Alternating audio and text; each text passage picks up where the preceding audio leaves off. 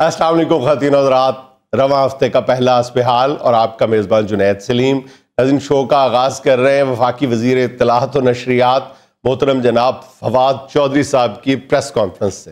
جی السلام علیکم سر۔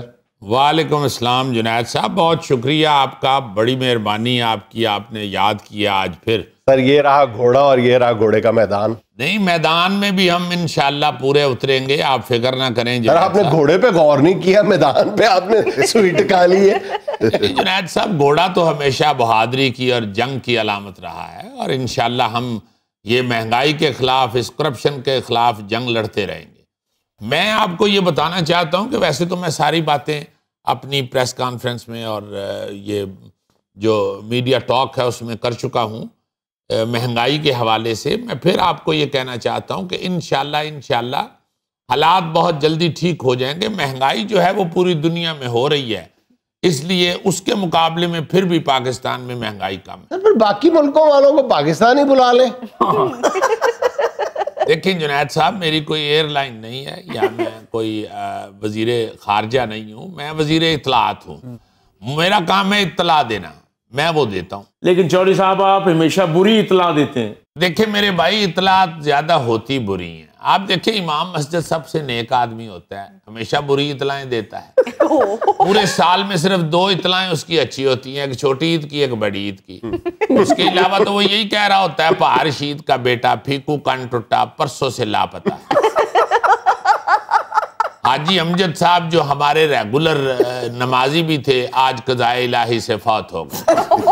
حالانکہ اطلاع دینے کی ضرورت نہیں ہوتی، چونکہ حاجی صاحب دوران نماز ہی فوت ہوئے ہوتے ہیں۔ پھر امام مسجد صاحب کہہ رہے ہوتے ہیں ظہر کی نماز کے وقت وضو گھر سے کر کے آئیں، چونکہ ٹینکی خالی ہے، بجلی نہیں آ رہی۔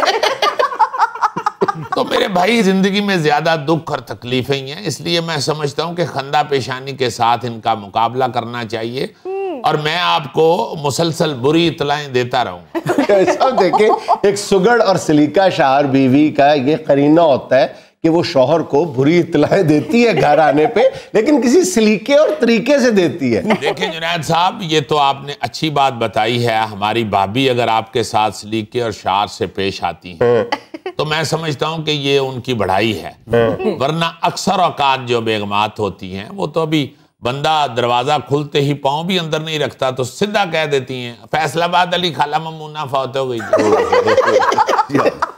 روٹی لے آواں تہاڈے لئی پھر جانا جنا دیتے۔ کھانا بھی سکون سے نہیں کھانے دیتی، کھانا لے کے آتے ہوئے بتا رہی ہوتی ہیں گل سنو جڑا تہاڈا سب تو سونا سوٹ نہیں سی پیازی رنگ دا جڑا پائن لے کے سن ہالینڈ تو، اس کوٹ دے فرنٹ دے اوتے استری لگ گئی۔ ابھی وہ بیچارہ پہلا نوالا منہ میں رکھتا ہے، گلے میں اترنے سے پہلے بتاتی ہیں وہ جو طوطا نہیں تھا آپ کا جو سلمان بھائی سے لے کے آئے تھے وہ اڑ گیا ہے۔ تو جنید صاحب، بری خبریں کسی کو بھی برداشت نہیں ہوتی۔ خامد بھی بیچارہ تانگ آ کے کہہ دیتا ہے تو ہے ہی منوس ہے، جدو تیری میری منگنی ہوئی سی میرا بڑا تایا مر گیا سی۔ تو اطلاعات جو ہے نا جی، وہ بری ہوں یا اچھی وہ دینی پڑتی ہیں، اور میرا کام ہے چونکہ میں وزیر اطلاعات ہوں۔ اب لوگ برا مانیں یا اسے اچھا سمجھیں، میں تو اطلاع بالکل صداقت کے ساتھ دیتا ہوں۔ چودھری صاحب خدا کے لیے مہنگائی کی طرف آئیں، غریب تو اب بھوکا مر رہا ہے، کہاں تک لے جائیں گے مہنگائی؟ میں آج خالی ڈبل روٹی کھا کے آیا ہوں، چائے کے ساتھ انڈا میں خرید نہیں سکا۔ کیوں نہیں خرید سکے؟ انڈا 55,000 ہے بھائی، 2-3 روپے اگر کوئی چیز مہنگی ہوتی ہے تو خدا کے لیے آپ کوآپریٹ کریں۔ دیکھیں پوری دنیا کے اندر مہنگائی ہو رہی ہے۔ چودھری صاحب کھان پین والی چیزوں تو چھڈو، لو باؤ جی ہن ترقی دا چانس ہویا جی ساڈا۔ گوگا کہہ رہے جی کھان پین والی چیزوں تو چھڈو۔ آپ نے غور سے سنا، گوگے نے چودھری صاحب کو کہا ہے کہ تسی چھڈو۔ اور میرے کہنے دا مقصد یہ ہے کہ دوائی ایڈی مہنگی کر دیتی گلے دے وچوں نہیں اتر رہی۔ کیوں نہیں اتر رہی؟ گولی کی جگہ گرما خرید بیٹھے ہو، یا کیپسول کی جگہ گول تکیہ منہ میں ڈال بیٹھے ہو۔ اور جناب غریب آدمی بڑی تکلیف دے نال دوائی کھا رہا ہے۔ یار دوائی تکلیف سے ہی کھاتے ہیں، میں نے تو نہیں کبھی دیکھا دوائی کھاتے ہوئے بندہ ڈانس کر رہا ہو۔ واہ واہ واہ جی واہ، 2 پلیٹاں اور دینا جی۔ دوائی چودھری صاحب یہ اسی طرح کھاتا ہے دوائی۔ نہیں تو پھر تو دوائی ہوگی نہیں جنید صاحب، یہ کچھ اور ہی کھا رہے ہیں۔ یہ حلوے کو دوائی سمجھ کے کھاتا ہے اور دوائی کو حلوہ سمجھ کے کھاتا ہے۔ اور سر جی ہمارا مطلب یہ ہے کہ مریضوں پہ ظلم تو نہ کریں۔ تو بھائی آپ فکر نہ کریں، آپ مجھے نظر آ رہے ہیں مریض ہیں، آپ فکر نہ کریں۔ کیسا مریض نہیں، یہ مریض اعظم ہے۔ ایک وزیر اعظم ہوتا ہے، یہ مریض اعظم ہے۔ اور بھائی دوائی جتنی مرضی مہنگی ہو جائے، وزیر اعظم صاحب نے آپ کو اب ہیلتھ کارڈ ایشو کر دی، 10 لاکھ روپیہ لمٹ ہے اس کی۔ آپ نے جا کے میڈیکل سٹور والے کو ہیلتھ کارڈ دکھانا ہے اور اس نے آپ کو کہہ دینا کہ بھائی جی اس میں پیسے نہیں آئے ابھی۔ میرا مطلب ہے کہ اس نے کہہ دینا کہ جتنی مرضی دوائی لے لیں، آپ کی لمٹ ہے 10 لاکھ روپے۔ چودھری صاحب اس بیچارے کا تو ابھی شناختی کارڈ نہیں بنا، صحت کارڈ کیسے بن جائے گا؟ شناختی کارڈ کیوں نہیں بنا؟ کوئی شناختی علامت نہیں مل رہی؟ اور جناب اس کی صحت تو ہے ہی نہیں، تو صحت کارڈ کیسے ملے گا؟ اس حساب سے تمہارے پھر 12 کارڈ ہونے چاہیے۔ آپ فکر نہ کریں کہ زلفی کو لرننگ ہیلتھ کارڈ ملے گا۔ لیکن سر اس کی کمر اتنی نہیں ہے کہ ایل لکھا جا سکے۔ یعنی وہ کارڈ پہ لکھا ہوگا نا، یہ چونکہ انڈر کنسٹرکشن انسان ہے، اس لیے میرا خیال ہے اسے پکا کارڈ مل نہیں سکتا۔ لرننگ، تو تم سیکھ لینا نا، لرننگ ملے گا، تم سیکھ لینا کہ گولیوں کو پھکا کیسے مارتا ہے۔ سر گوگے کو ہیلتھ کارڈ ملا، یہ واپس کر کے فوڈ کارڈ لے آئے۔ دیکھیں گوگے کے لیے فوڈ کارڈ ہی اصل میں ہیلتھ کارڈ، کیونکہ اس کے نزدیک زندگی ہے ہی کھانے پینے کا۔ بہرحال چودھری صاحب اس حکومت نے تو ہماری کمر توڑ دی ہے۔ او بھائی تمہاری کمر تو کوئی کمر پہ شاباش دے تو ٹوٹ جاتی ہے، تم اپنی کمر تو نہ حکومت پہ ڈال دو۔ بڑا افسوس ہے یار، موٹر سائیکل نے تیری لت توڑتی سی، حکومت نے تیری کمر توڑی۔ جنید صاحب آپ یہ دیکھیں کہ ہر چیز سستی ہو رہی ہے، پیٹرول ابھی ہم نے 5 روپے سستا کیا ہے، سبزیاں کچھ مہنگی ہیں تو سستی بھی بہت ہوئی ہیں، آلو اتنا سستا ہو گیا کہ آپ کسی کے متھے پہ بھی ڈال سکتے ہیں، اتنا سستا آلو۔ میں نے خود دیکھا ہے، ایک سموسے والا جنید صاحب سموسے کے اندر آلو ایسے ٹھونس رہا تھا جیسے پنڈی والے ویگن کے اندر سواریاں ٹھونستے ہیں۔ برائلر اتنا سستا ہو گیا جنید صاحب کہ وہ بیچارہ ڈپریس ہو گیا ہے۔ اب ایک دوسرے کے ساتھ برائلر نے باتیں کرنی چھوڑ دی، خاموش بیچارہ ایک جگہ پہ سن من بیٹھا ہوا۔ آپ دیکھیں دیسی مرغے کی قیمت زیادہ ہے، کس طرح وہ بھاگتا دوڑتا ہے، پکڑا نہیں جاتا۔ برائلر کی قیمت حکومت اتنی نیچے لے آئی ہے کہ وہ بیچارے سے اٹھا نہیں جاتا۔ تو اگر کچھ چیزیں مہنگی ہوئی ہیں، اگر کوئی میڈیسن ایسی ہے جو 3 روپے سے 7 روپے مہنگی ہو گئی ہے، تو 4 روپے سے کیا فرق پڑتا ہے یار؟ 4 روپے تو آپ فقیر نہیں لیتا۔ آپ فقیر کو 4 روپے دیں، وہ آپ کو ایسے دیکھتا ہے جیسے پیسے دینے سے پہلے آپ اس کو دیکھ رہے ہوتے ہیں۔ اور چودھری صاحب آپ کے لیے 4 روپے کچھ نہیں ہے، غریب آدمی کے لیے بہت کچھ ہے۔ بھائی میرے اگر 4 روپے بہت کچھ ہیں آپ کے لیے، تو جب آپ جوتا لینے جاتے ہیں وہ آپ کو 995 روپے کا دیتا ہے، تو باقی 5 روپے لیا کریں، آپ کی یہ والی کسر ادھر نکل جائے۔ صاحب آپ کا مطلب ہے کہ ایک پتا پیراسیٹامول لیں تو وہ 4 روپے پورے کرنے کے لیے آگے جا کے جوتا بھی لیں۔ جنید صاحب پھر زندگی کو تو اسی طرح ہموار کیا جا سکتا ہے، یعنی آپ کا مطلب ہے 100 پیراسیٹامول بھی کھائیں، 100 جوتے بھی کھائیں۔ رائیاں دا منڈا ہے نا بچوں پیاز بچا کے لے گیا۔ اصل میں جنید صاحب پاکستانی عوام سائنس نہیں پڑھتی، ان کو سائنس پڑھنی چاہیے۔ یہ بھی نیوٹن کا کلیہ ہے کہ جتنی بھی مہنگائی ہوتی ہے وہ پچھلی حکومتوں کی وجہ سے ہوتی ہے، اور جتنی بھی چیزیں سستی ہوتی ہیں وہ پی ٹی آئی کی وجہ سے۔ چودھری صاحب یہ نیوٹن کوئی فٹ بالر تھا؟ اب ان صحافیوں کو بندہ کیا جواب دے جن کو یہی نہیں پتا کہ نیوٹن کون تھا۔ اور بھائی نیوٹن پنڈاں چ کلفا بیچدا سی، میں سائنٹسٹ کہوں گا اسے سمجھ نہیں آنی۔ اور بھائی سائنٹسٹ تھا، سائنٹسٹ۔ اچھا سائنٹسٹ، وہ جنہوں سائن لوگ کہتے ہیں، سائن لوگ۔ کیوں جی؟ اصل میں جنید صاحب یہ جو مہنگائی کا ڈونگ ہے اور یہ جو حکومت مخالف بیانات ہیں، اس کو سوشل میڈیا بڑی ہوا دے رہا ہے۔ اچھا صاحب آج آپ نے، یعنی آج بروز جمعرات صبح جو آپ نے پریس کانفرنس کی ہے، اس میں بھی آپ نے سوشل میڈیا کے بہت لطفے لیے ہیں۔ جنید صاحب سوشل میڈیا کسی کو بخش ہی نہیں رہا، جو مرضی ان کے ہاتھ میں آتا ہے، جیسا مرضی بیان اسے اچھالنا شروع کر دیتے ہیں۔ یہ تو جنید صاحب سیریس پریس کانفرنس تھی، میں نے سارا کچھ بتایا نہیں، آپ کی مزاحیہ پریس کانفرنس ہوتی ہے۔ آپ آپ کو بتانا چاہ رہا ہوں جنید صاحب، میرے حوالے سے میری اتنی عجیب تصویریں اور کارٹون بناتے ہیں، میرے اپنے بچوں کی ہنسی نکل جاتی ہے۔ اب ہنسی پہ کسی کا زور تو نہیں نا نہ آپ کا ہنسی پہ کنٹرول ہے، نہ مہنگائی پہ ہے کس چیز پہ۔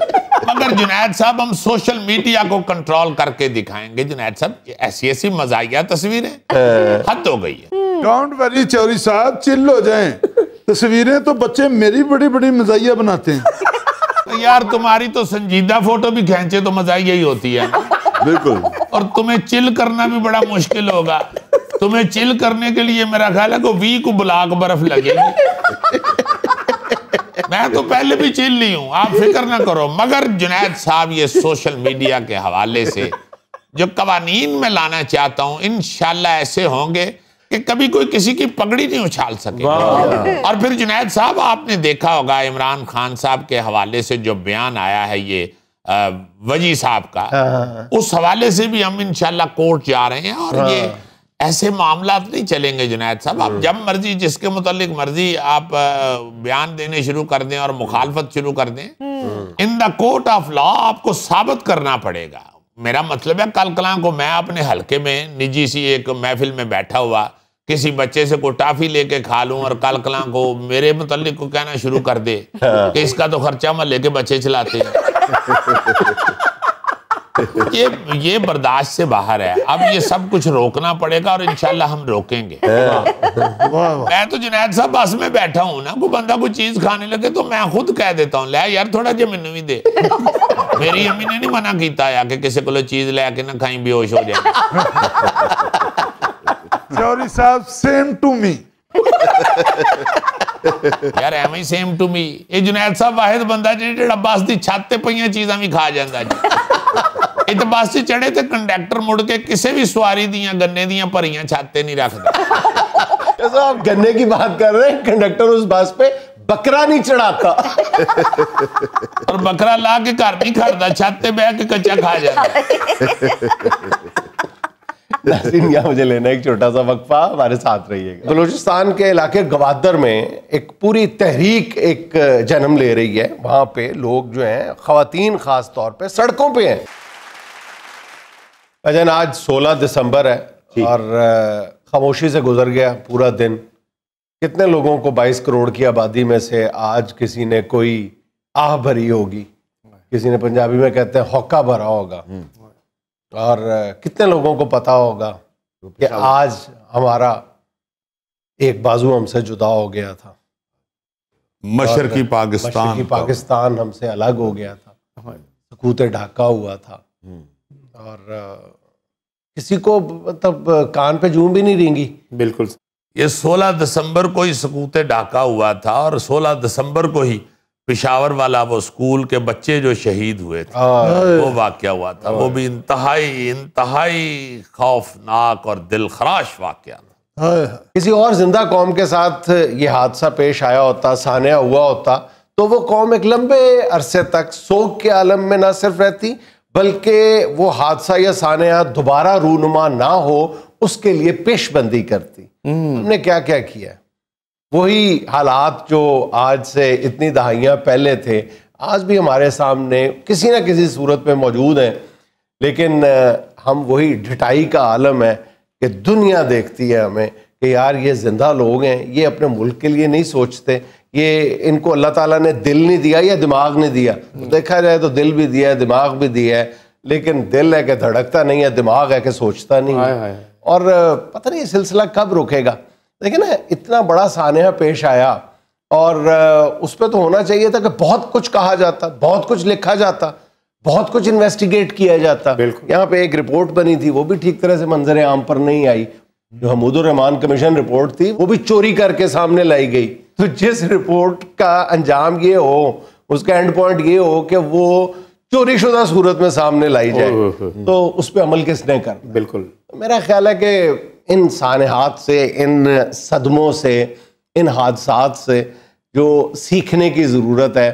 میں ابھی دیکھ رہا تھا کہ چند دن سے بہت سارے لوگ ہمارے مختلف شہروں کے یا مختلف معاملات کو فوراً مثال دیتے ہیں سکوت ڈھاکہ کی، اور یقیناً ہمیں ویجیلنٹ بھی رہنا چاہیے نا۔ ظاہر ہے کہ جب ایک گھر میں کوئی ایسی واردات ہو جائے, ڈکیتی, چوری, قتل, کوئی ایسا واقعہ ہو جائے, تو پھر اس کے بعد اپنی کنڈیاں اندر سے لگا کے رکھنی چاہیے نا, تالے لگا کے رکھنے چاہیے نا, سرے شام سارا کچھ انتظام کر لینا چاہیے نا.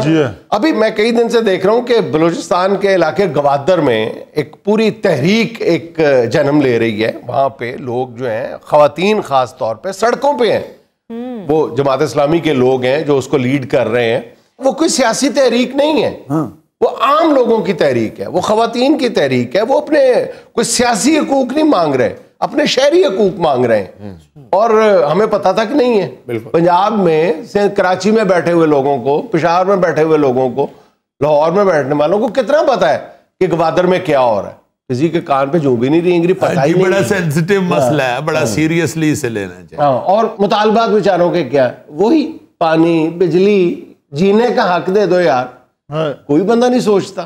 اور پھر چلو اگر کسی اور طرح کی تحریک ہوتی, علیحدگی کی تحریک ہوتی, ان پر بھی غور کیا جانا چاہیے. کب تک ہم اس یہ جو گرد ہے اس کو کارپٹ کے نیچے کرتے جائیں گے؟ الٹیمیٹلی آپ کو اپنے جو ملک کو درپیش تمام خطرات ہیں ان کو آنکھوں میں آنکھیں ڈال کے ایڈریس تو کرنا پڑے گا. لوگ بھی بہت ہیں وہ جو احتجاج ہو رہا ہے, بہت بڑی تعداد میں ہے. اس سے ظاہر ہوتا ہے کہ ان کے جو مطالبات ہیں وہ جینون ہیں. آج کی تازہ ترین اطلاعات کے مطابق ہدایت اللہ صاحب کی ہدایت پہ وہ دھرنا ختم کر دیا گیا ہے, ان کے مطالبات پہ غور کا وعدہ کیا گیا ہے. دیکھو یہاں پر کچھ لوگ اب سوشل میڈیا کی صورت میں سامنے آئے ہیں جو ایٹ لیسٹ سوچتے ہیں, دیکھتے ہیں کہ یار یہ مسئلہ بڑا سیریس ہو رہا ہے, اس پہ کوئی بات کی جانی چاہیے. ہر بندہ اپنے اپنے جو اس کی پاکٹ ہے اس میں جا کے سوچتا ہے میں کیا کر سکتا ہوں ایک اخبار نویس ہونے کی حیثیت سے. آج میں دیکھ رہا تھا کہ ایک انجینئر ظفر اقبال وٹو صاحب ہے جو ظاہر ہے کہ انجینئر ہیں اور اپنے شعبے کے بڑے ماہر ہیں. انہوں نے ایک بڑی خوبصورت بات کی ہے, گوادر کے واقعے کا ذکر کرتے ہوئے لکھا ہوا, گوادر میں جو احتجاجی تحریک چل رہی ہے. انہوں نے ایک چھوٹا سا واقعہ کوٹ کیا, بڑا خوبصورت. انہوں نے کہا کہ جی ایک کوئی بھکاری تھا, اس بندے کو بازار سے جاتے ہوئے نا کوئی بیٹھنے کو جگہ نہیں مل رہی تھی اس بھکاری کو, اور وہ جو کمر سیدھی کرنے کے لیے اس کے پاس لکڑی کا صندوق, اس کو بالکل پرانا ٹوٹا پھوٹا سا لکڑی کا صندوق جس کو تالا لگا ہوتا, ویسے پتہ نہیں کب کا, اس کے اوپر بیٹھ گیا اور وہیں پہ اس نے بھیک مانگنا شروع کر دی. رات کو وہیں پہ سو گیا. اچھا. تو کہتے کہ برس تک وہ اس نے اسی کو اپنا گھر بنا لیا, اسی پہ سوتا تھا, اسی بڑے صندوق کے اوپر وہ سب کچھ بیٹھتا, سوتا, مانگتا, سب کچھ وہیں رہتا تھا. کہتے ہیں کہ وہ اسی لکڑی کے صندوق پہ وہ بھیک مانگتا رہا اور وہیں آخر کار اس نے آخری سانس لیا, وہ مر گیا. تو اس کو اٹھا کے دفنا دیا لوگوں نے. لیکن لوگوں نے دیکھا کہ یار یہ صندوق ہے, اس میں کیا ہے؟ جب اس صندوق کو توڑ کے دیکھا گیا تو اس میں ہیرے جواہرات تھے. وہ ہیرے جواہرات سے بھرا ہوا صندوق تھا, بھکاری کو نہیں پتا تھا. تو انہوں نے اس تمثیل کو لنک کیا ہے بلوچستان کے مسائل سے. پتہ نہیں کوئی میرا خیال 20 پروگرام تو ہم مذہب حال میں کر چکے ہیں کہ بلوچستان میں کتنے اللہ تعالیٰ نے کتنی فیاضی کے ساتھ اللہ تعالیٰ نے اس صوبے کو نوازا ہے. ٹھیک ہے, اور ہماری نظریں تو اس پہ بڑی ہیں لیکن ہم نے کبھی ان کو ایکسپلور کرنے کی کوشش کی ہے. اب وہ بات کوئی بالکل ہی بے حسی ہے اس طرف سے. تو کبھی بھی کوئی اچھی پلاننگ کے ساتھ کوئی بڑے قدم نہیں ہم نے اٹھائے اس طرف کو, نہ بلوچستان کی طرف نہ ادھر گوادر کی طرف.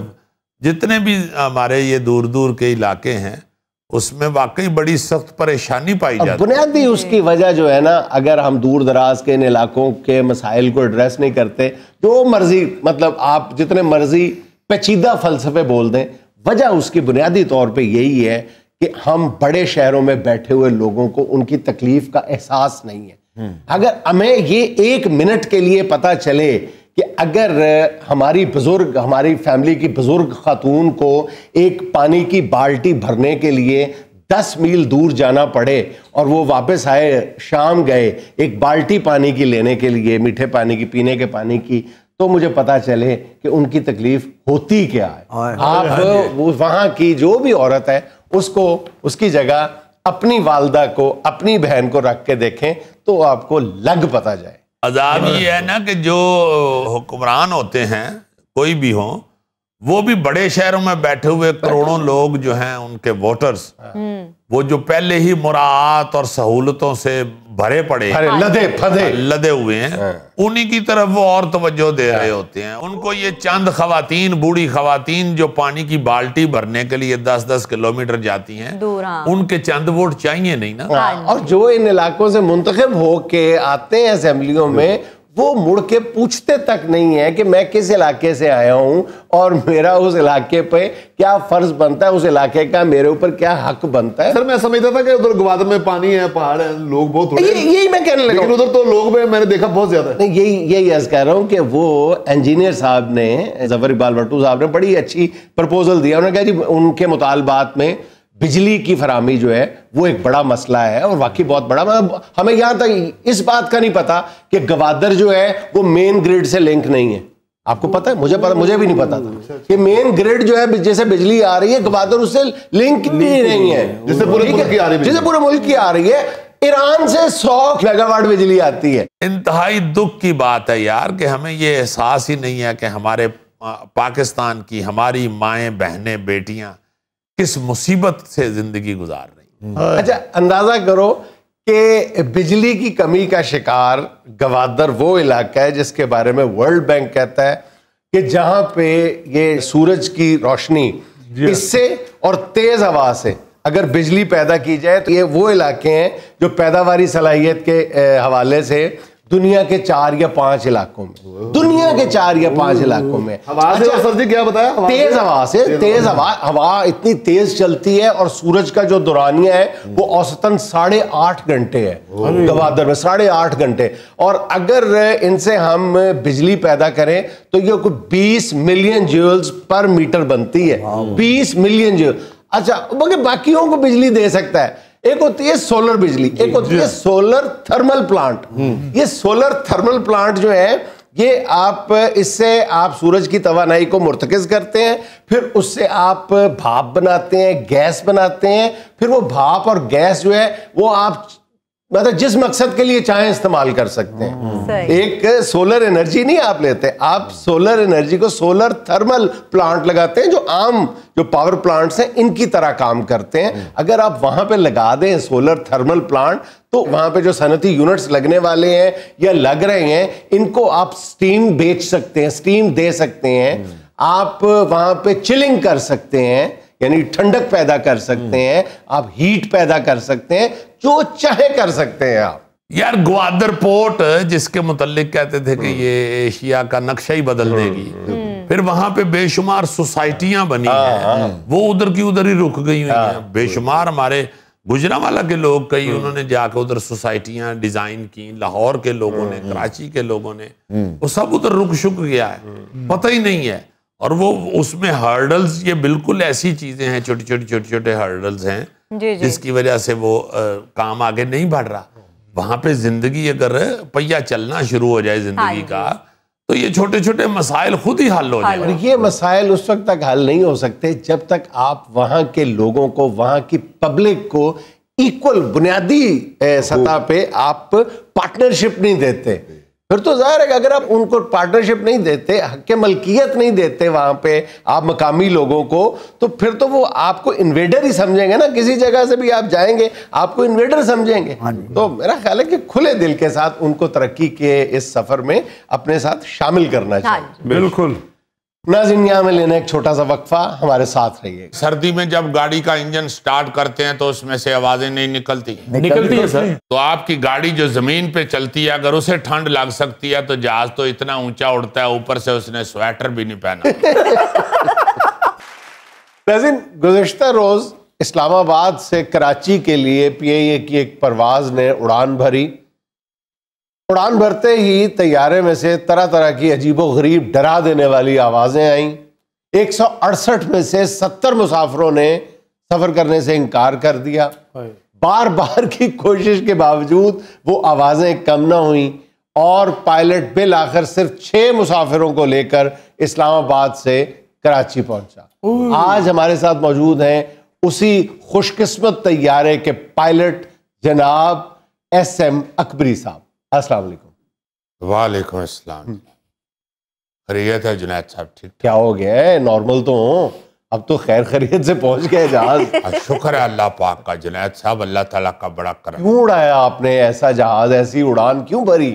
خطرات سے بھرپور، آپ کو پتا تھا خدا نخواستہ کوئی بھی حادثہ پیش آ سکتا ہے۔ کوئی خطرہ نہیں جنید صاحب، اللہ کے فضل سے کوئی ایسا ڈر خوف نہیں۔ اصل میں لوگوں کو تنقید کرنے کی عادت پڑ گئی ہوئی ہے۔ آپ جتنے بھی لوگ بیٹھے ہوئے ہیں، آپ یہیں بیٹھیے گا، پاؤں کی مٹی نہ چھوڑیے گا۔ میرے چند سوالوں کے جواب دیں۔ آپ سب کے پاس گاڑیاں بھی ہیں، آپ یہ بتائیں سردی میں جب گاڑی کا انجن سٹارٹ کرتے ہیں تو اس میں سے آوازیں نہیں نکلتی؟ نکلتی ہے سر۔ تو آپ کی گاڑی جو زمین پہ چلتی ہے، اگر اسے ٹھنڈ لگ سکتی ہے تو جہاز تو اتنا اونچا اڑتا ہے، اوپر سے اس نے سویٹر بھی نہیں پہنا۔ تو جنید صاحب اس طرح کی آوازیں انجن سے سردیوں میں نکلتی ہیں۔ اور دوسری بات یہ ہے کہ آپ نے سنا ہوگا ہر محلے میں جو پرانا مکان ہوتا ہے اس میں جن ضرور ہوتے ہیں، اور اس میں لازماً کوئی نہ کوئی آوازیں نکلتی رہتی ہیں۔ اور جنید صاحب آپ کو معلوم ہونا چاہیے کہ ہر محلے کے کسی بھی پرانے سے پرانے مکان سے زیادہ پرانے ہمارے جہاز ہیں، اور اگر ان میں بھی جنات کا سایہ ہے تو اس میں پھر اب اچنبے کی تو کوئی بات نہیں ہے۔ جنات کہہ رہے ہیں اس میں 168 قیمتی مسافروں کی جانیں تھیں۔ جی مجھے معلوم ہے کہ اتنے لوگ اس میں بیٹھے ہوئے تھے، اس لیے میں نے ہر طرح سے پہلے چیک کیا ہے۔ جب جنید صاحب آوازیں آئی ہیں تو میں نے پوچھا اپنے عملے سے کہ یہ گڑ گڑ گڑ گڑ کی آوازیں کون سی ہیں۔ ہماری ایک بڑی پرانی ایئر ہوسٹس ہیں، انہوں نے مجھے کہا کہ اکبری پتر یہ گڑ گڑ گڑ گڑ کی نہیں، گوڑ گوڑ گوڑ گوڑ کی آواز ہے۔ یہ ہمارے پنڈ میں چاچا رفیق بھی جب حقہ پیتا ہے تو گوڑ گوڑ گوڑ گوڑ کی آواز آتی ہے۔ لہذا جنید صاحب میں نے فوری طور پہ چیک کیا کہ کون سی سواری حقہ لے کے چڑھی ہوئی ہے۔ جب میں نے دیکھا کہ کسی سواری کے پاس حقہ نہیں ہے اور میرے عملے نے اللہ کے فضل سے انتہائی جہاں فشانی کے ساتھ سب کو چیک کیا، اس لیے کوئی حقہ اوپر لے کے نہیں آ سکا، تو پھر میں نے کہا کہ گوڑ گوڑ کہاں سے ہو رہی ہے۔ مجھے جنید صاحب بڑی تشویش ہوئی کہ اگر حقہ بھی لے کے ہم نے کوئی سواری نہیں چڑھنے دی تو پھر یہ گوڑ گوڑ گوڑ گوڑ کا کیا مطلب ہے۔ پھر مجھے ایک میری دوسری ایئر ہوسٹس جو جہاز میں چائے ورتاتی ہے، اس نے کہا کہ اکبری پائن اصل میں سواریوں کو پتہ چل گیا کہ ہمارے پاس جہاز کے اندر چینی موجود نہیں ہے۔ چینی جنید صاحب صرف نیچے ہی نہیں اوپر بھی ختم ہو جائے۔ اس نے کہا کہ یہ سواریوں کو پتہ چل گیا، اس لیے کوئی نہ کوئی سواری جو ہے وہ بیچ میں ہمیں چھیڑ رہی ہے، چینی نہیں ہے تو گڑ ڈال دیں۔ یہ اس گڑ کی آوازیں ہیں، گڑ گڑ گڑ گڑ گڑ۔ اکبری صاحب معاملہ صرف اتنا سادہ صرف گڑ گڑ کا نہیں تھا، خدا نخواستہ گڑبڑ کا ہو سکتا تھا۔ میں آپ کو بتاتا ہوں، میں نے ہر طرح سے چیک کیا ہے جنید صاحب۔ میں نے اسی وقت جا کے جو ہمارا وہ ہوتا ہے نا جی کچن والا حصہ، اس میں نے دیکھا تو چینی کا ڈبہ فل۔ میں نے کہا پتری چینی تو پڑی ہوئی ہے، یہ گوڑ کی آواز نہیں ہے، یہ جو گوڑ گوڑ گوڑ گوڑ۔ جنید صاحب میری تشویش اور بڑھ گئی۔ اللہ تعالیٰ کا شکر ہے کہ میرا جو کو پائلٹ ہے جنید صاحب بڑا ملنگ آدمی، اللہ لوگ کا ہے، وہ ہر بری امام کے میلے پہ جاتا ہے۔ اس نے مجھے کہا کہ اکبری پائن ہو نہ ہو جہاز جتنا پرانا ہے اس میں جنات کا سایہ ہے، یہ جنات ہمیں تنگ کر رہے ہیں، یہ گوڑ گوڑ گوڑ گوڑ کی آوازیں جنات کی ہیں۔ اکبری صاحب کیا بات کر رہے ہیں؟ جنات کو جہاز کی کیا ضرورت، وہ تو خود ہی اتنا اڑتے ہیں۔ غوری صاحب پٹرول جتنا مہنگا ہو گیا جنات نے خود اڑنا چھوڑ دیا ہے۔ اب تو کوئی جنات کو بلانے کے لیے چراغ رگڑے تو وہ اسے فون کر کے کہتے ہیں چراغ کو دفع کرو، ریٹرن ٹکٹ بھیجو تو ہم آ جاتے ہیں۔ اچھا اس لیے آپ 6 سواریوں اور جنات لے کر گئے ہیں کراچی؟ نہیں، میں پوری بات آپ کو سناؤں گا، میں بھاگنے والا نہیں ہوں جنید صاحب، میں ایک دبنگ افسر ہوا ہوں۔ میرے متعلق مشہور ہے کہ اکبری کسے دی نہیں مانتا۔ اور جنید صاحب اللہ کے فضل سے پونے پائلٹ میرے شاگرد ہیں، سب کو پتہ ہے کہ اکبری ہاتھ چھڑ کے بھی جہاز ڈالے۔ اور میں نے آپ کو یہ بھی بتانا ہے کہ یہ جو گڑ گڑ گڑ گڑ ہے یہ کوئی بڑی گڑبڑ نہیں ہے، یہ ہلکی پھلکی گڑ گڑ گڑ گڑ سردیوں میں ہوتی رہتی۔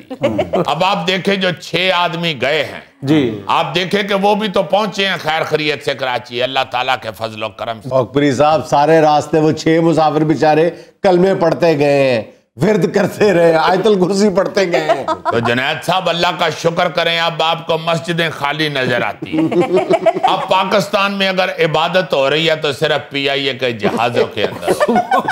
تو آپ میڈیا والوں کو تو چاہیے کہ آپ پی آئی اے کو سراہیں, شاباش دیں کہ پی آئی اے نے صرف ٹرانسپورٹیشن کے حوالے سے ہی نہیں, مذہبی حوالے سے بھی بڑی خدمات سر انجام دی. آپ نے اکثر دیکھا ہوگا دوسرے ملکوں کی ایئر لائنوں میں میاں بیوی جھگڑتے ہوئے نظر آتے ہیں, لوگ بحث کرتے ہوئے نظر آتے ہیں. جنید صاحب واحد ہماری پی آئی اے ہے جہاں میاں بیوی کی کبھی لڑائی نہیں ہوئی. بیوی اپنی عبادت میں لگی ہوتی ہے, میاں اپنی عبادت میں لگا, اور ایک دوسرے کو چوری چوری آنکھ سے ایسے دیکھ رہے ہوتے ہیں جیسے ایک دوسرے سے بڑی محبت کرتے ہیں. حالانکہ وہ یہ سوچ رہے ہوتے ہیں کہ جے اے نہ رہی تو میرا کی بنے گا, جے اے نہ رہا تو میرا کی بنے گا. تو پھر اکبری صاحب پی آئی اے کو ایویشن سے نکال کے وزارت مذہبی امور کے انڈر کر دیتے ہیں. بہت اچھی تجویز ہے جنید صاحب, چونکہ مذہبی امور والوں کا ہر سال سب سے بڑا رٹا یہی ہوتا ہے کہ چاند نظر آیا یا نہیں. اگر پی آئی اے بھی ان کے انڈر ہوگا تو وہ پی آئی اے کے جہاز میں بیٹھ کے چاند کے اوپر جا کے پوچھ سکتے ہیں کہ بھائی جی تسی چڑھے ہو کہ نہیں. چاند جواباً کہے گا جڑے تسی چڑھائے ہوئے نے انہاں دا دسو. جنید صاحب یہ تو پھر جی کو تو ہے. اور سر جی ساریاں سواریاں کہندی رہی ہیں کہ خطرناک آوازاں آ رہی نے, عملہ یہی کہندا رہا کہ کمپیوٹر خراب ہوا ہے. دیکھیں کمپیوٹر نے جہاں پوری دنیا میں بڑی خدمات سر انجام دی ہیں, وہاں پاکستان میں سب سے بڑی خدمت جو کمپیوٹر کر رہا ہے وہ سرکاری عملے کی کر رہا ہے. آپ دیکھتے ہیں اگر آپ بینک جاتے ہیں, بینک کے کسی عملے کے کسی بندے کا اگر سالگرہ کا پروگرام ہو اور ادھر انہوں نے ہیپی برتھ ڈے کرنا ہو تو وہ ہر آنے والے کو کہہ دیتے ہیں کہ بھائی جی 2-3 گھنٹے بعد آنا, کمپیوٹر کام نہیں کرتا. اور جب تک ہیپی برتھ ڈے کا کیک پورے بینک کے عملے کے گلے سے اتر نہیں جاتا اور اوپر سے گرم گرم چائے اس کی تہ نہیں بند دیتی, اتنی دیر تک کمپیوٹر کا سرور ڈاؤن ہی رہتا. اکبری صاحب آپ تو ایسے ہی فضول باتیں بنا رہے ہیں. آپ کے جہاز کی گڑ گڑ کی وجہ سے میں اتنی اہم میٹنگ میں نہیں پہنچ سکا. آپ کی میٹنگ ماسٹر بریانی والوں کے ساتھ کسی شامی کباب پر ڈسکشن تھی آپ؟ سر کیا بات کر رہے ہیں, میں خود کراچی ڈرامے کی ریکارڈنگ پر نہیں پہنچ سکا. او اینک والا جن پھر بن رہا ہے. اور جناب ہمایوں سعید کا ڈرامہ کر رہا ہوں. تو ہمایوں سعید کیا کام کر رہا ہے؟ ساڑھے چ نقص کڈی جانا, اپنا جہاز نہ ٹھیک کرانا. اور بھائی جہاز بالکل ٹھیک ہے, آپ وزیر اعظم کی بات کو سمجھیں, سب سے پہلے گھبرانا نہیں ہے. میں لینا ایک چھوٹا سا وقفہ, ہمارے ساتھ رہیے گا. بچوں کا نام لے کے جرم کیا اور انہی بچوں سے آپ دور ہو گئے. جی میرا مطلب ہے کوئی ذاتی انا یا ذاتی غصہ بھی ہوگا تو اس وقت یہ سوچ لینا چاہیے کہ میرے بچوں کا کیا بنے گا. میری بیوی ان کو اٹھا کے کہاں جیلوں میں اور حوالاتوں میں میرے پیچھے ملاقاتوں میں آئے گی. یار جنید میرے کسی دوست نے نا جی کہیں فیس بک سے کوئی ویڈیو اٹھا کے مجھے سینڈ کی ہے. اس دن سے میں عجیب تکلیف میں مبتلا ہوں. وہ ویڈیو ہے کہ ایک بندہ جیل میں بند ہے اور اس کی فیملی اس کو ملنے گئی اور وہ اندر سلاخوں کے پیچھے ہے اور 2 چھوٹے چھوٹے بچے, کوئی 3-4 سال کا ایک بچہ ہے, کوئی 5 سال کا, وہ 2 ننھے منھے سے بچے وہ سلاخوں کے دوسری طرف بیٹھ کے اپنے باپ کا جو ہے نا جی چہرہ دیکھ رہے ہیں اور اس کے ساتھ کوئی تھوڑے سے بیچارے پریشانی کے عالم میں مل رہے ہیں. اور ان بچوں کو خیر کوئی پتہ نہیں ہے اتنا جس ایج میں ہیں وہ کہ کیا ہوا ہے اور یہ کیا مسئلہ ہے. اتنا وہ میرا خیال ہے ان کے چہرے کی تکلیف سے محسوس ضرور ہو رہا ہے کہ وہ یہ ضرور تکلیف میں ہیں کہ ہمارا باپ سلاخوں کے اس طرف ہمیں اٹھا نہیں رہا یا ہمیں مل نہیں رہا. اور وہ جو باپ ہے وہ بھی بچوں کے ساتھ کھیل رہا ہے اور اس کے چہرے کے اوپر ایک تکلیف والی ہنسی ہے کہ میں اپنے بچوں کو پکڑ نہیں رہا, گود میں نہیں لے رہا. ہم اکثر اس پہ بات کرتے ہیں کہ بچوں کو حلال رزق کھلانا چاہیے, بچوں کی تربیت ایسے کرنی چاہیے ویسے کرنی چاہیے. ابھی پچھلے دنوں ہم نے ایک ٹاپک کیا تھا کہ جو لوگ باہر کے ممالک میں روزی کمانے چلے جاتے ہیں اور کئی کئی سال واپس نہیں آتے. جو شادی شدہ ہیں وہ بیگم کے ساتھ بڑی زیادتی ہے, بچوں کے ساتھ بڑی زیادتی ہے. یہ بات ہم نہیں کرتے کہ یہاں رہتے ہوئے ہم باپ کا سایہ جو ہے وہ بچوں سے چھین لیتے ہیں اپنی چھوٹی سی غلطی سے. میں یہ سوچ رہا تھا کہ یار اس بندے نے جو بھی کیا ہے, واٹ ایور, قتل کیا ہے, چوری کی ہے, کسی سے جھگڑا کیا ہے, کچھ بھی کیا ہے, جس وجہ سے بھی یہ کوئی خاندانی لڑائی کے وجہ سے اندر ہوا ہے, اس نے اس وقت کیوں نہیں سوچا یہ کہ میرے چھوٹے چھوٹے بچے ہیں, میں اگر اس وقت تھوڑا سا اپنے غصے پہ قابو پا لوں گا یا اپنی خواہش پہ قابو پا لوں گا یا اپنی لالچ پہ قابو پا لوں گا تو میں اپنے بچوں کے اوپر سائے کی طرح رہوں گا. اور یہ اتنا ضروری ہے باپ کا سایہ بچوں کے لیے کہ میں اپنا بچپن جب سوچتا ہوں کہ ہم کئی چیزیں اس لیے نہیں تھے کرتے, کئی حرکتیں اس لیے نہیں تھے کرتے کہ ابو ابھی آئیں گے گھر, ان کو پتا چلے گا تو وہ کیا کہیں. ہم کئی چیزیں, کئی حرکتیں, کئی قباحتیں, کئی غلطیاں اس لیے نہیں تھے کرتے کہ ابو سے مار پڑے گی. ہم بے شمار ایسے کام چھوڑ دیتے تھے کہ جو ابو کے ہوتے ہوئے نہیں ہو سکتے تھے اور وہ کرنے بڑے برے تھے. تو میرا مطلب ہے کہ جن بچوں کے سر پہ والدین نہیں ہیں, جیتے جی نہیں ہیں, جیل میں بند ہیں, یار ان بچوں کا کیا بنے گا, ان کے مستقبل کا, وہ کیا کس طرح کی حرکتیں گھر میں کر رہے ہوں گے. یا ماں سے تو بچوں کو کنٹرول کرنا اکیلے میں میرا خیال ہے ناممکن چیز ہے. اور وہ باپ ان بچوں سے دور جیل میں ہے جن بچوں کے لیے بظاہر انہوں نے وہ جرائم کیے ہوں گے, ان بچوں کا نام لے کے. اگر کرپشن کی ہوگی تو یہ کہا ہوگا کہ ان بچوں کا پیٹ بھرنے کے لیے میں نے کی ہے, اگر کوئی انتقام لیا ہوگا تو ان کے حقوق کو سیف گارڈ کرنے کے لیے میں نے کیا. ان بچوں کا نام لے کے جرم کیا اور انہی بچوں سے آپ دور ہو گئے. جی میرا مطلب ہے کوئی ذاتی انا یا ذاتی غصہ بھی ہوگا تو اس وقت یہ سوچ لینا چاہیے کہ میرے بچوں کا کیا بنے گا. میری بیوی ان کو اٹھا کے کہاں جیلوں میں اور حوالاتوں میں میرے پیچھے ملاقاتوں میں آئے گی, کچہریوں کوٹوں میں بیچاری کھجل ہوگی, غیر مردوں کے بیچ میں بیچاری سارا دن ترلے منتیں کرتی رہے گی کہ مجھے میرے خامن سے ملا دو.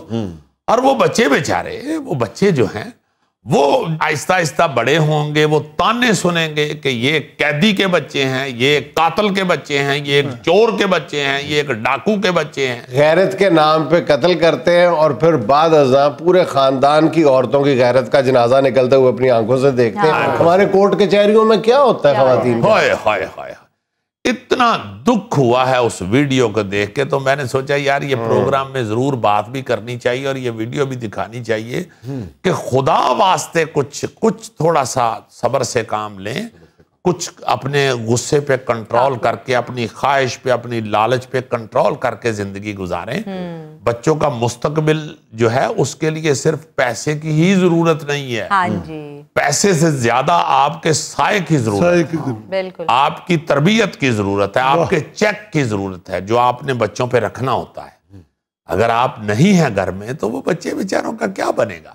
اور پھر میں یہ جو بات کر رہا تھا کہ یہ سوچ کے بچے بیچارے خود پھر احساس کمتری کا شکار ہو جاتے ہیں کہ باپ کے تانے سن کے محلے میں, اسکولوں میں پتہ تو چل ہی جاتا ہے, سب کو پتہ چل جاتا ہے, خاندان میں باتیں سن کے فیملی جو ہے وہ ڈپریس ہو جاتی ہے, احساس کمتری کا شکار ہو جاتی ہے اور پھر ریونج فل ہو کے وہ بھی غلط راستوں پہ چل پڑتے ہیں یا بالکل ہی ڈپریس ہو کے تو بیچارے ماؤ سے ہو جاتے ہیں, کچھ کرنے کے قابل ہی نہیں رہتے. اس لیے خدا واسطے کچھ بھی کرتے ہوئے, کوئی بھی قدم اٹھاتے ہوئے 100 بار سوچیں, 100 بار اسے تولیں کہ یہ قدم میں ٹھیک اٹھا رہا ہوں یا نہیں. کیونکہ ماں اکیلی بیچاری نہیں پال سکتی بچوں کو. ماں تو 90% یہ کہہ رہی ہوتی ہے کہ آلوے تیرا باپ, ابھی آئے گا تیرا باپ, اسے بتاؤں گی, ابھی آئے گا تیرا باپ تجھ سے پوچھے گا, ابھی آئے گا تیرا باپ تجھے مارے گا پکڑ کے, پھر تو ٹھیک ہوگا. بالکل. تو میرا مطلب ہے کہ اتنا اہم جو فرد ہے گھر کا, جس کی پریزنس جو ہے اتنی ضروری ہے, وہ غیر حاضر ہو جائے, وہ چلا جائے اپنی چھوٹی سی ایسے ہی فضول سی حرکت سے جیل میں یا حوالات میں, اور سایہ اس کا اٹھ جائے اولاد سے, بڑا ہی بھیانک ہے, بہت ہی بھیانک ہے. اور میں سمجھتا ہوں کہ آپ پھر ساری زندگی بچوں کی آپ ہی جائیں باہر تو تربیت نہیں کر سکتے. کس منہ سے آپ بچے کو اچھائی کا کہیں گے؟ بچے کو تو پتا ہے کہ تم خود کرمنل ہو. بچے کو تو پتا چل چکا ہے کہ کس منہ سے یہ بات کر رہے ہو. تم تو خود حوالات جیل بھگت کے آئے ہوئے ہو. بالکل. تو آپ ساری زندگی کے لیے بچے سے دور ہو جائیں. دور ہو گئے. بالکل. خود بھی آپ بچے سے کوئی بات کرتے ہوئے شرمندگی، کیا پھر ساری زندگی یہی کرتے رہیں گے؟ میری طرح نہ ہو جانا، میری طرح نہ یہ کر دینا، میری طرح نہ کھجل ہو جانا، میری طرح نہ جیل میں بند ہو جانا، میری طرح اپنی زندگی نہ برباد کر لینا. او بھائی تیری طرح ہی نہیں، باقیوں کی بھی ہو چکی ہے. ناظرین یہ تھا آج کا حسب حال، اور آج کی چھوٹی سی بات یہ کہ وطن عزیز کی ایک خوبی یہ بھی ہے کہ یہاں پہ چوری کے مرغے پر بھی تکبیر پڑھ کے اس کو حلال کر لیا جاتا ہے. خوش رہیں، خوش رکھیں. آپ سے ملاقات ہوگی انشاءاللہ کل. اللہ حافظ.